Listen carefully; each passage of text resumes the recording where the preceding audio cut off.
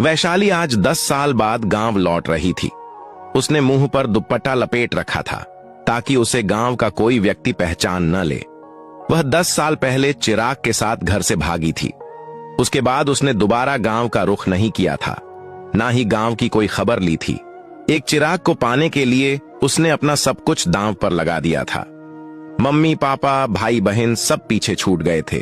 खून के रिश्ते बेगाने हो गए थे। जो लोग उसके एक आंसू को देखकर पूरे जमाने से लड़ पड़ते थे, उन सब के लिए वह मर चुकी थी।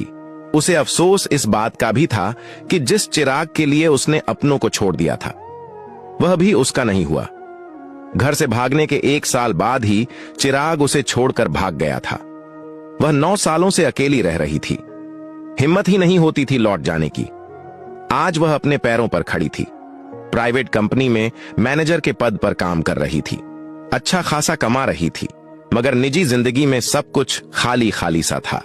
वह अपनी खुद की गाड़ी चलाते हुए गांव आई थी। ज्यों ही गांव की सीमा में प्रवेश किया, उसने मुंह पर बंधे दुपट्टे को ढंग से दुरुस्त कर लिया। गाड़ी की एसी बंद कर दी। सारे शीशे नीचे सरका दिया ताकि अपने गांव की मिट्टी की भीनी भीनी खुशबू उस तक पहुंच जाए। ज्यों ही गांव के बाहर वाला जौहड़ आया, उसने गाड़ी रोक दी। फिर गाड़ी से उतरकर उस छोटे से तालाब के पास पहुंची जहां बचपन में सहेलियों के साथ उसमें डुबकी लगाया करती थी। उसने आंखें बंद की तो उसे बचपन की सहेली मीनू की आवाज सुनाई दी, वैशाली आजा, एक डुबकी हो जाए। बंद आंखों से ही उसके मुंह से निकल गया, नहीं यार, मैं ना आऊंगी, पानी बहुत ठंडा है। अचानक उसे सभी सहेलियों के हंसने की आवाज सुनाई दी। तब घबराकर उसने आंखें खोल दी, मगर वहां कोई न था।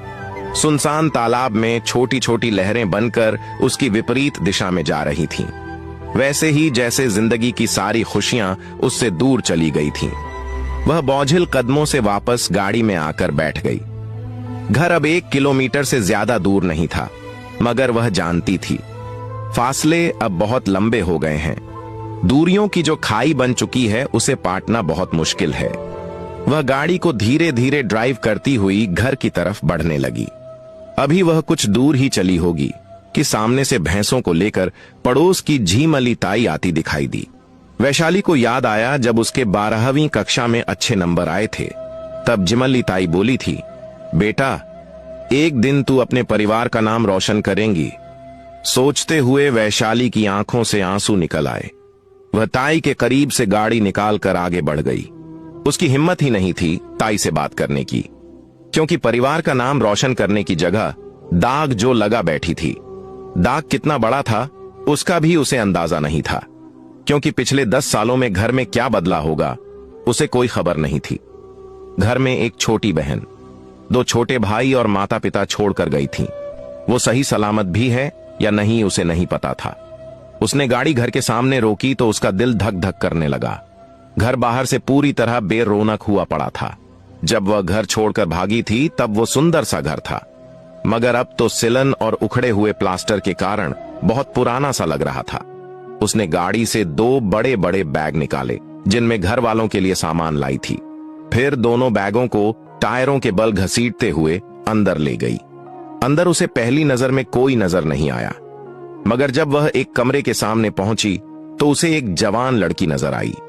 वैशाली ने तुरंत उसे पहचान लिया, क्योंकि वह उन भाई बहनों में सबसे छोटी और लाडली बहन सुलेखा थी। 10 साल पहले 12 वर्ष की थी, अब 22 साल की हो चुकी थी। सुलेखा ने जब अचानक से वैशाली को देखा तो देखती रह गई, जैसे पहचानने की कोशिश कर रही हो। फिर अचानक वह दौड़ते हुए उसके पास आई और बोली, दीदी। वैशाली ने अपनी दोनों बाहें फैला दी, जैसे कह रही हो कि आजा छोटी, मेरे सीने से लग जा। बहुत दिन हो गए किसी अपने के गले लगे हुए। मगर सुलेखा ठिठक कर रुक गई। वैशाली बोली, क्या हुआ छोटी, आजा ना, मैं तुम्हारी दीदी ही हूं, आजा। सुलेखा बोली, तुम तो मर चुकी हो ना दीदी, फिर तुम जिंदा कैसे लौट आई? वैशाली तड़प कर बोली, ऐसा मत बोल बहन। सुलेखा बोली, बड़े भैया सबको यही बताते हैं कि एक बड़ी बहन थी जो अब इस दुनिया में नहीं है। वैशाली रो पड़ी, बोली, मैं जिंदा हूं मेरी बहन, आना, गले लग जा, बड़ी तलब लगी है सीने में, तुम लोगों के प्यार की बहुत भूखी हूं, आना। सुलेखा पीछे सरकते हुए बोली, आप हमारी खुशियां खा गई दीदी, फिर भी आपका पेट नहीं भरा क्या? आपके जाने के 4 दिन बाद ही पापा को हार्ट अटैक आ गया। वे चल बसे। फिर मां पागल हो गई। 3 महीने बाद ही वह भी दुनिया छोड़ गई। आपने हमें अनाथ कर दिया दीदी, हमारी पढ़ाई भी छूट गई। लोगों ने हमसे बात करना बंद कर दिया, कोई हमारे पास नहीं बैठता। आपको क्या पता हम कैसा जीवन जी रहे हैं। इतना सुनकर वैशाली के पैरों में जान ही नहीं रही। वह फर्श पर बैठ गई। मम्मी, पापा नहीं रहे, हाय मैंने ये क्या कर दिया। फिर वह गला फाड़कर जोर जोर से रोने लगी। उसे रोते देखकर छोटी बहन भी रोने लगी। वह 10 सालों से छुपकर जी रही थी। सोचा करती थी पापा से आंखें कैसे मिला पाऊंगी, मगर पापा तो उसके जाने के बाद 4 दिन भी नहीं जी पाए थे। जिन आंखों से डर रही थी वे तो कब की बंद हो चुकी थीं। पापा को टूटकर चाहने वाली उसकी भोली भाली मां भी उनके पीछे चली गई थी। इधर सब कुछ खत्म हो गया था और उधर वह अपनी खुशियों की मीनार खड़ी करने में लगी थी। वह रोते हुए बड़बड़ा रही थी, शायद मम्मी पापा की बद्दुआ लग गई थी, इसी कारण वह भी मुझे छोड़कर चला गया। 1 साल भी मेरा साथ नहीं दिया उसने। अकेली जान को अजनबी दुनिया में छोड़कर भाग गया। मैं इसी काबिल थी, मेरे साथ यही होना चाहिए था। मैं सबकी गुनहगार हूं, मुझे सजा मिलनी चाहिए। छोटी वैशाली के दोनों छोटे भाई लौट आए थे। जब उन्होंने बड़ी बहन को देखा तो बोले, दीदी यहां से चली जाओ, बड़ी मुश्किल से फिर से खड़े होने की कोशिश कर रहे हैं। तुम फिर से हमारी जिंदगी को नर्क बनाने क्यों चली आई? चलो घर से बाहर निकलो। वैशाली ने भरी आंखों से दोनों भाइयों को देखा। दोनों पापा पर गए थे, वही चेहरा, वही आंखें। जब उन्हें छोड़कर गई थी तब बड़े वाला 18 साल का और छोटा 15 साल का था। अब 28 और 25 साल के हो चुके थे। दोनों की शादी की उम्र हो चुकी थी। वह आंसू पोंछते हुए बोली, भाई ऐसा मत बोलो, मैं सुबह चली जाऊंगी, एक रात तो यहां रुक जाने दो। जानती हूं मुझसे बहुत बड़ी भूल हो गई है, उस भूल का कोई प्रायश्चित भी नहीं है। 9 साल से अकेली रह रही हूं, तुम सबको याद करके बहुत रोती हूं। अब मम्मी पापा के न रहने का गम मुझे जीने नहीं देगा। मैं इस दुनिया से ही चली जाऊंगी। सुलेखा दौड़कर बहन के गले से चिपक गई, बोली, ऐसा मत बोलो दीदी, अब अपनों को खोने के नाम से ही डर लगता है। वैशाली ने छोटी बहन को कसकर सीने से चिपका लिया। फिर बोली, थोड़ी देर ऐसे ही चिपकी रह, बड़ा सुकून मिल रहा है।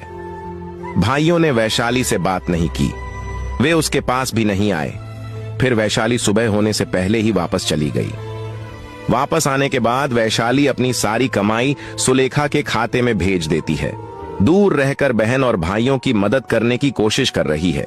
वह जानती है एक दिन भाई उसे माफ कर देंगे, मगर वह खुद को कभी माफ नहीं कर पाएगी।